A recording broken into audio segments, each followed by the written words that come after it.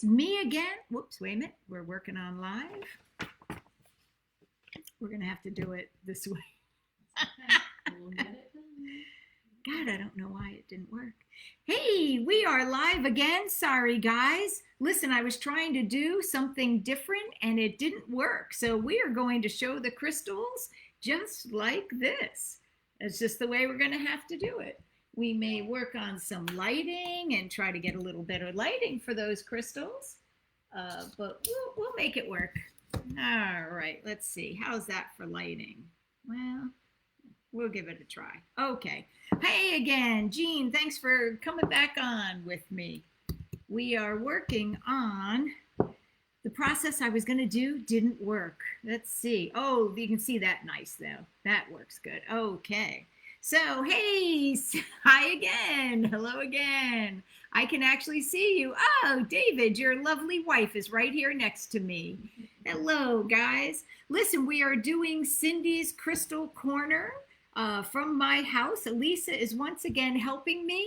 I had a little bit more high-end setup, but it didn't work. And so that is just technology. You go with the flow. Lisa, good to see you. Okay, well, we're going to get started. We'll let a couple other people come on. I'm just going to talk a little bit about what we're going to be doing today. This is Cindy's Crystal Corner.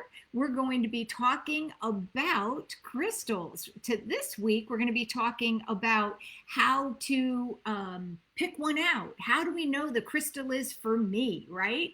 How are we going to use the different shapes? We have all sorts of nice goodies for that. We have pyramids, we have spheres, we have heart-shaped crystals. We have all different shapes and sizes. We have points, and we're going to find out why do we want each one of these, right? And again, I apologize. My fancy get up here just did not work, so we're roughing it.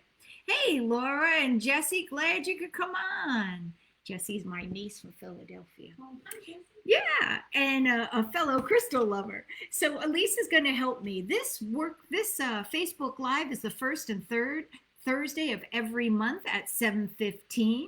You'll be able to watch it on the replay. So if you don't see me saying hi to you, that probably means you're watching the replay. And like I said, this week we're going to learn how to pick a crystal and what do those different shapes mean. And then why do you want clear quartz crystal? We're going to have Q&A. All you do is you type your question in the comments and Elisa will read the questions to me.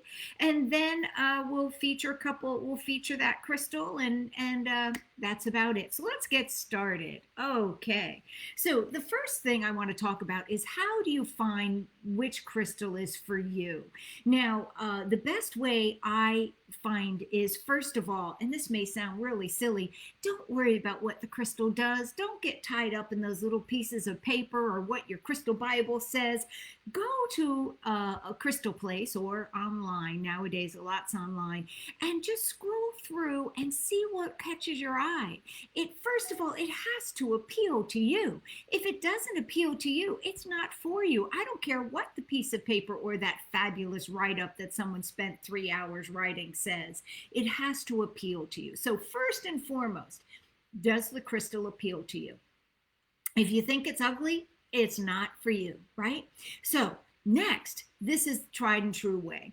First, without the crystal in your hand, just center yourself, calm, ground, whatever you do, and check in and see what your energy is like without the crystal in your hand, right? So just check in. Oh, I feel good, or I feel stressed, or I don't know, I just feel me, right? You don't need a word for it. We don't have to label how we're feeling. So see how you feel, and then pick up the crystal, right? Now this is actually, this is going to be a gift for someone one of these days if we ever have a holiday again. This is a citrine. I think of citrine as nature's little Valium, but I'm not going to tell you what it's like. So what we would do is we've already checked in. How do I feel? Then you hold the crystal in your hand. Now, some people will say you have to hold it in the right hand or your left hand because that's the receiving hand. you know what? I don't worry about all that. I hold it in both hands. First of all, if you drop it, you bought it, right? I hold it in both hands. Now, what if you can't touch it? We'll get to that in a minute. But you hold it. Let's say you have the opportunity to hold it, and you hold it, and you just be quiet for a second. How do I feel now? Oh, like melting butter. Oh, can you imagine? That just that whoosh. That's how citrine makes me feel. It just brings calm over me. It makes me think of melted butter. It doesn't hold a shape. So for me, citrine would have that feeling. For you, it might be something different. Now, what if you can't actually hold one?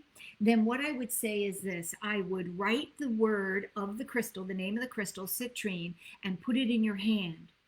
And just intend that holds the energy. Words have power. And see how you feel. And see if it feels good to you, right? It's better to have it in your hand. It's better to have the real thing. But definitely that is one thing that works. But hold it in your hand. But remember, if you actually have it, see how you feel first without it, or even if you're using the paper. Center, how do you feel? And then hold it. How do you feel? And don't worry about left, right, putting it on your third eye. Just hold on to it and put it in your hands. Sometimes they're bigger than your hand, right? Here we have a big crystal. Well, I would just hold it with both hands again and see how you feel. And that's basically it. Now, you can use the write-ups. There's nothing wrong with that, but what I feel is it's not the best way to know whether it's for you. So let's say a write-up says, oh, this opens your heart center. And you've been working on opening your heart center.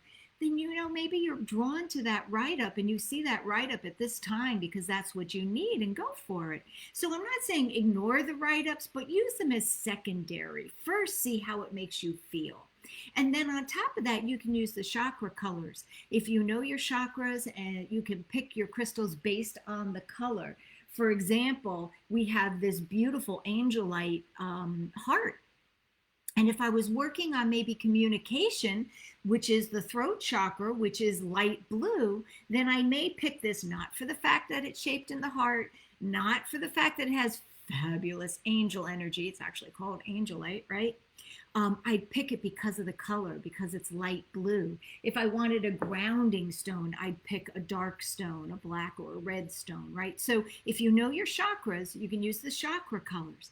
But the number one way is, if you like it, if you're drawn to it, if you say, oh, that's so beautiful, if you put it down and you walk away and you just keep coming back.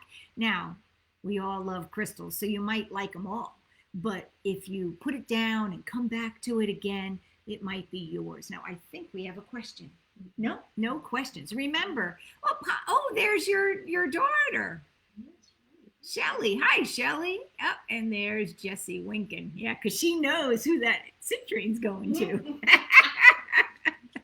Now, the other thing you can do is you can try to meditate with it, or just sit in your lap and just sit with the crystal and see how you feel. But the commonality in all of these is see how you feel, right? But I pick them a lot of times just because I'm drawn to them.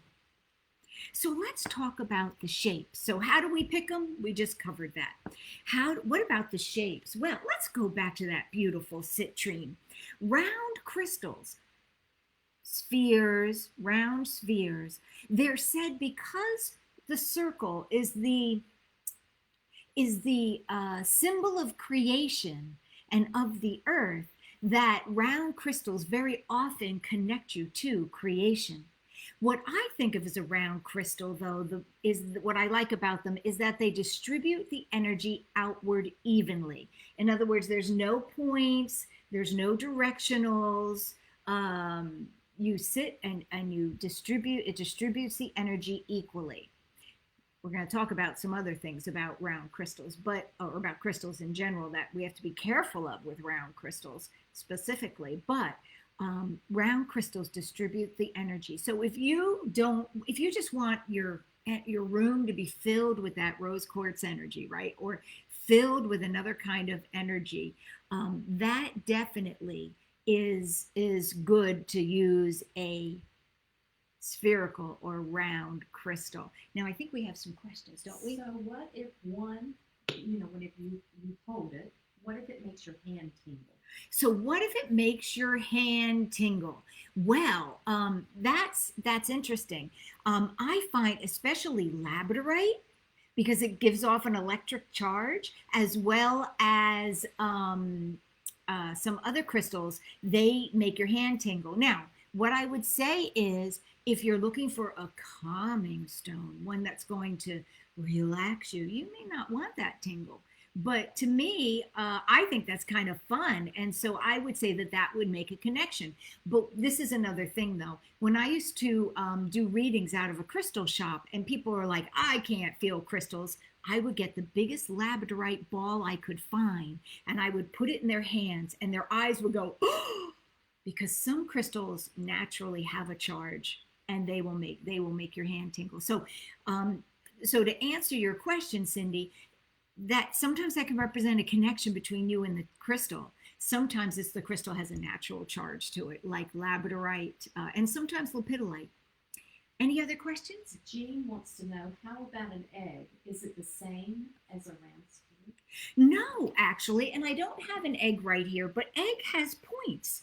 They're soft points, but it's well, I guess it's egg shaped, right? And so it's going to distribute more energy off the top and the bottom equally, top and bottom, but it's still going to be dispersing energy round and round. So with the egg, you're going to have more top and bottom dispersal. And some people actually use eggs instead of points because they do have a sort of a point.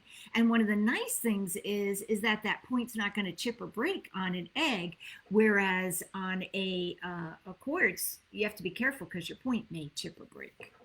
Any other questions? Not at this time. Okay. All right. So now I noticed Jessie noted that her blue lace agate is supposed to be peaceful and calming, and it isn't for her. And that's exactly what I'm talking about, right? What works for one person doesn't. Now I see Danielle, who's on her husband's phone. Her Shiva stone vibrates for her. I'm not going to touch that one, but the Shiva stone is an interesting shape. So. Anyway, I'm making you blush, aren't I? Okay, so now let's get to the next type of shape. We have the point, right? Here's two examples. These are actually ones that are for sale on the website, one larger, one smaller. These are points, and you'll notice the edge. I don't know if you can really see that. The edge has a point, right? Now, different crystals will have a different number of sides on a point. And if you see, some are more special, but anytime you use a crystal with a point, it will direct the energy outward. This is the reason why you want an unbroken point, because you want it as focused as possible. And many healers will use a point to direct energy into a small place. Think of it like a laser, right? We're using this like a laser. One of the other ways that I used to have people feel crystals is I would take a point like this in my hand and I would calm and I would send out energy, because if you've done any energy work, you know how to do that. I would send out energy and I would have them hold out their palms. Let's see if I can show you. And you would actually feel, and I have them close their eyes, you could actually feel the motion. And I could say, am I doing it circular? Am I doing it side by side? And they could tell. So points are used very often in healing, but they don't have to be. Sometimes they're just pretty to look at, right? Some of them are just like the towers. But often these are used to direct energy into a focused point, whereas the circle, even the egg, it's going to be diffused, right? Circle releases energy out equally. So you mentioned that the points make them, how they're cut, make them special? Well, yes, there are crystals that are cut specifically as healing tools, and then there's ones that are equally, especially when the points are all equal. Now these are natural, right? These are natural, so they are not cut. They grew that way, and they have natural points, and so they're not equal. Um, Oh, I didn't think, if I had known I was going to have that question, I would have brought my one that's made. But you also can get them made where the points are equal, all the sides are equal all around, and they're often used as healing, and they're usually 6 or 8 sides. Okay. All right. That tickles your hand just thinking about it, huh? Yeah. All right. So let's move on to the next shape. What about pyramids? I went on a pyramid buying spree for a while. They're hard to find good ones, right? But I was at Steve Schlankinger. You can only, he's a wholesaler. You wouldn't be able to buy from him directly. Um, in Massachusetts, and I went to his place. Normally I would see him at shows and things, but I went to his place and we were looking around, and you're really only supposed to buy for resale, but I saw this puppy and it came home with me. And this is one that I actually keep on my reading table. This is clear quartz, but it's also rutilated, and I'm not sure if you're going to be able to see that, but it has small little, I call them angel hair in there, and that even magnifies the quartz even more. But it said, now you have a point. Now see, this one was created. See how it's equal on all sides and it's nice and sharp. This one was created that way. In other words, they took a piece of quartz and shaved the sides to make the pyramid. It isn't naturally found this way. But this, it said that not only does it direct energy, but that because of the strong and powerful base, it helps bring energy down and ground it.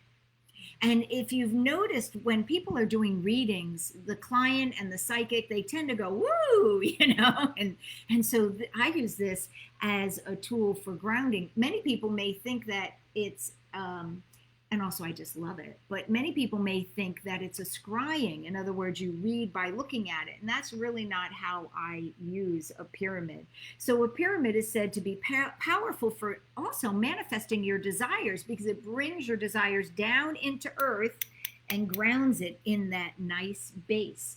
The base grounds your intention. No other questions. Okay.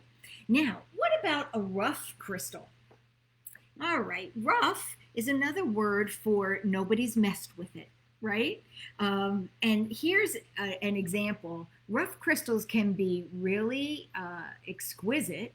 This is phenite, not saying that right. It's one of my favorites. Why can't I think of the name? But anyway, phenite, it's not the right name. Anyway, and then druzy quartz on top. And this is an amazing piece. And if anybody ever carved it, I'd be like, oh, it's so beautiful just the way it is. But you'll notice it's not going to direct energy equally. It just kind of willy-nilly is going to send it out in many directions. But it's the natural beauty of it, right? I mean, I just love this piece. I think I got it from Dave and Lee, Two Hawks, which you hear me mention frequently. Have you used those? I don't know what the anchi crystal is, to be quite honest. If you could put some more information in the comments, I might be able to tell you more about that. All right. So another example. And this is one of the other things I like about roughed and tumbled stones, is they just have some of their natural beauty. This is lavender quartz. It's the only piece I have left, so it's not for sale. But this is lavender quartz. It's not easy to find, and it's just raw. And, it's not a pretty shape. Now, the problem with raw versus tumbled is if you put this with another crystal, I wouldn't do that. It's going to scratch, right? So if you like the raw crystals like I do, you're going to need to keep them away from the other crystals. Otherwise, they'll scratch your crystal. So we have rough or raw. In other words, nobody's messed with it. But to me, there's a more natural expression because it's just the way it came out of the earth. Now, what about tumbled? Tumbled, I thought I brought a tumbled stone. Well, I've got 1,000,001 tumbled stones. Let's just look over here. Here's some tumbled fluorite. So what about tumbled? Here's tumbled fluorite. Now, some rocks, they're always going to look different, right? These are both fluorite, but this is more of a purpley, and this is more of a blue-green. So the thing I like about tumbled is you can rough and tumble them. They're not going to get hurt, really. I like the tumbled also because you can put them together in a pouch, and they can live together, and they cooperate. Now, things like fluorite, though, fluorite is, you can get it tumbled. It's just going to be a little bit more delicate. You may find it may fissure or crack. But the tumbled, they're easy to carry. And they're also easy to program. But programming crystals is what we're going to learn next time on October 15th. So check in then.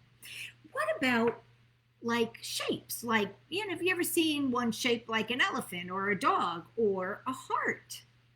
Well, I love the hearts. Let's see if you can see this. This one's a tiger eye heart.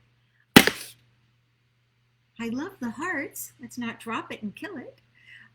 The tumbled are so much more easily knocked around. But anyway, this has been polished. So the hearts, to me, and I have a few different hearts, the hearts here, they have a more heart-centered energy. So in other words, what I feel is that they add heart-centeredness to whatever their natural vibration. So tiger's eye is very protective. It's the don't mess with me. I see you. I got my eye on you, right? Tiger's eye. But when it is shaped in a heart, to me, it feels like a more loving protection. Angelite is already loving. I mean, it's named after an angel. And so it magnifies that loving energy as well. And then finally, we have clusters. Now, this is a cluster that I just love. I hope you can see it. Clusters are literally a crystal that has grown in a cluster. So in other words, these aren't glued together that way. They've grown that way. You can tell the bottom, it came off of a bigger piece. But this is the way it grew. And so you have all different directions, right? So this is not going to be good at directing energy in one direction. But it's terribly dusty. I apologize. I need to wash you. But one of the things that is good for a cluster is similar to, we talked about selenite last month, is you can put your crystals on to charge them and to clear them. But then you have to wash the crystal afterwards. So clusters are good for spreading out energy all over, not evenly like a sphere or like a circle, but more jaggedly. But it's also good, I feel, for clearing and all over energy. So if I wanted to bring this energy to the whole entire room, this quartz would be wonderful because it directs the energy. Look at all those points. They're all pointing different directions. So clusters. Jessica has a question. What are double terminated good for? Okay. So let me explain what double terminated is. This is single terminated. In other words, it terminates into one point. A double terminated would have a point on the other end. Double terminated terminates in two different points. Double terminated can be good for balancing energy. You see double terminated very often in jewelry because you'll have the point this way or this way. This brings energy up and down. It helps if it had another point, it would help facilitate energy flow up and down. Whereas sideways, which is the most common, I think, that you see double terminated when they're used in jewelry for healing purposes, it creates balance. It balances the energy. But one of the ways you can do this is to move energy up and down, especially on a healing. You may want to say, oh, I want to open that heart center and I want to bring that heart center energy up and down the person's body. You might put it double terminated up and down. What are geode shapes? Geode shapes, what would they be good for? Well, geodes are crystals that have been cracked open, and they're usually egg-shaped, and they crack them open and there's a beautiful crystal inside. Geodes, what would they be good for? That's a good question, Jess. You stumped me. Like open, yeah, like you crack them open at a rock shop. Um, I think it depends on what the geode is, because that would have that energy. But it's almost like a very freeing energy, right? Because it's been freed from this egg shape.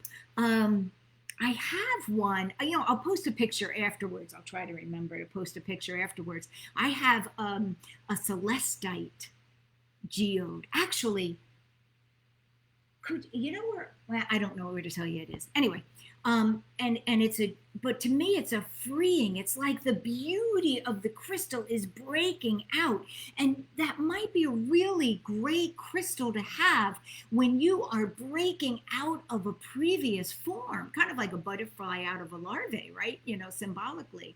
Same thing as the heart symbolic, but this is a very freeing. So Jesse, I would think that would help someone who's trying to break out of a crystallized or a concretized form to express their inner beauty.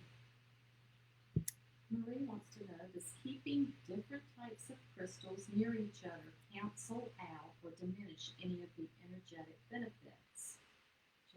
And should their placement in a room be considered?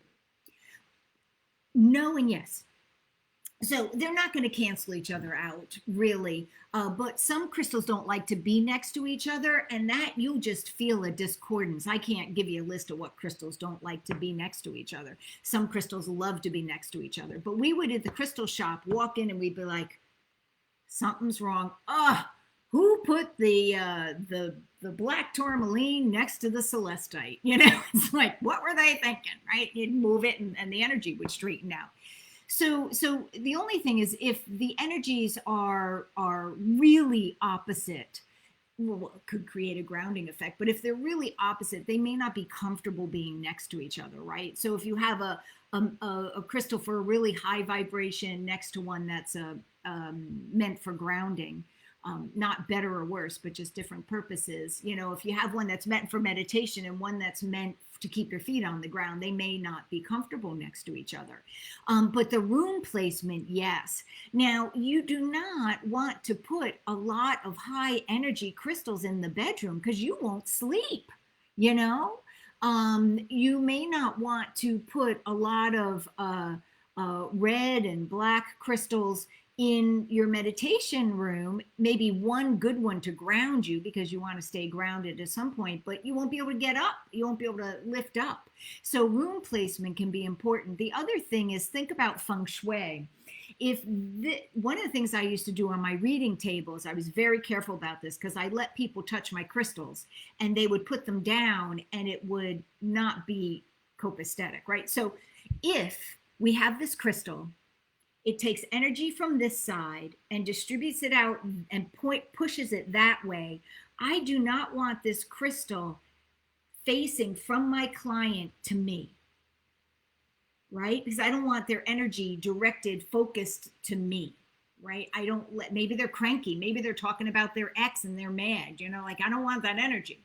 So I also don't want the energy from the room coming into my table. So again, especially with points. Now, tumbled, that's one of the reasons you see a lot of spheres, tumbled, things like that at crystal psychics tables versus points, at least pointing in, right? So you want to be aware, especially if you have a pointed crystal, where the energy is and where is it being directed. So in that way, yes, I do believe that crystal placement is important. But if you have a crystal that's sitting on the table pointing up, it's probably not hurting anything. Cindy just commented that she has a celestite geode and that I just use it to bring general good feeling to a room. Well, that celestite is a gorgeous, gorgeous energy. In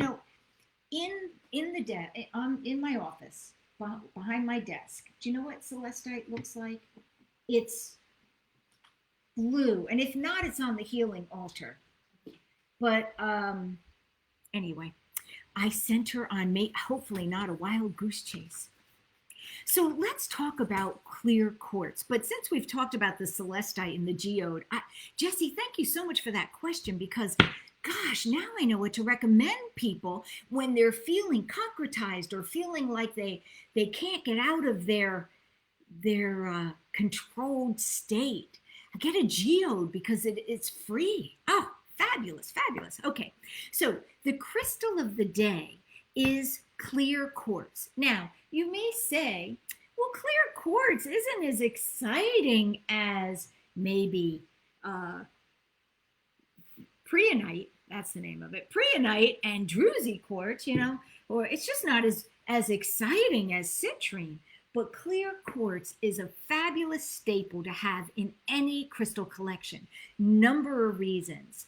Did you find it? Oh, yeah, this is it. Okay, yeah, she found it. Okay, so this is a geode. So see here, beautiful. And this is a celestite geode. But if you look on the back, it was once an egg. So somebody found this kind of not that pretty outside, cracked it open, and can you imagine finding this? So celestite is a beautiful light blue. It has angel-like qualities, but it's also amazing for the throat chakra and speaking your truth. Thank you so much. Okay, so back to clear quartz. So clear quartz is an activator. And so if you want to boost, like the cook that would go boom, or Shazam, whatever you would say, Emerald, you would use clear quartz. You put clear quartz and then maybe put the other quartzes around it, because this will actify and amplify any crystal you put it with. So clear quartz is an activator and an amplifier. It's used all over. You have clear quartz in your watch, in lasers, in jewelry, because it conducts energy, and this is how it can amplify. It'll amplify your energy, but it'll also amplify crappy energy. So be careful where you're wearing a lot of quartz. It's a fabulous stone, but if you're in a negative environment, you may not want to have a lot of clear quartz on. It's a great stone for meditation because it clarifies your thoughts. And it can, now if you've got a busy mind, it could amplify those thoughts, but usually it doesn't. Usually it's better at clarifying, especially if you use it as a concentration tool. And clear quartz is one of the best for scrying. Scrying is when you look and you see in pictures and things within the quartz.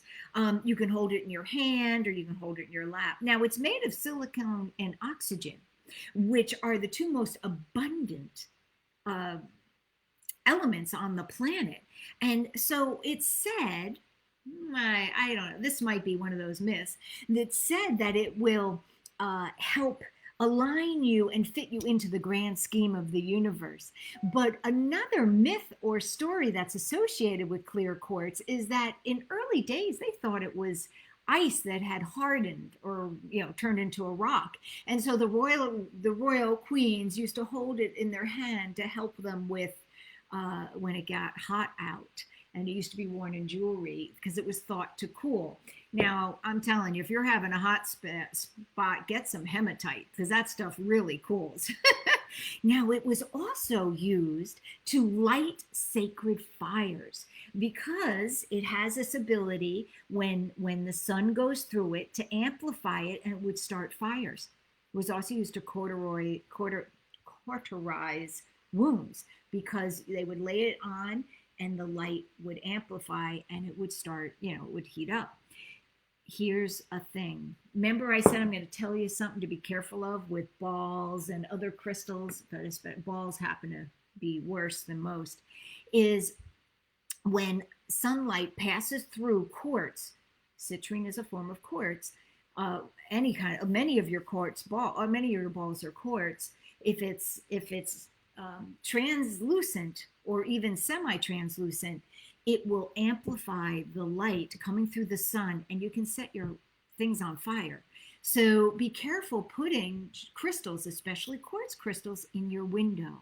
Now, if you don't have where the sun's beaten for a lot of time, maybe you don't have to worry about it. But if you have it in one of your sunny windows, be careful and every once in a while check and make sure that it's not overheating And don't put anything flammable underneath the And crystal. And quartz can take on others, the negative energy of others, right? A quartz can take on, Or energy of others. well, it's very easily programmed. And it's one of the easiest to program. We're going to talk about that next week. Okay. But yeah, I would say it depends on the quartz. Smoky quartz, even though some people use it to get rid of negative energy, to me, smoky quartz picks up negative energy more. I don't know what that's about, but it just, to me, But that's next week. that's next week. We're going to talk. Remind me that question next week, because that'd be perfect for next week. So it will help you amplify any healing work that you're doing.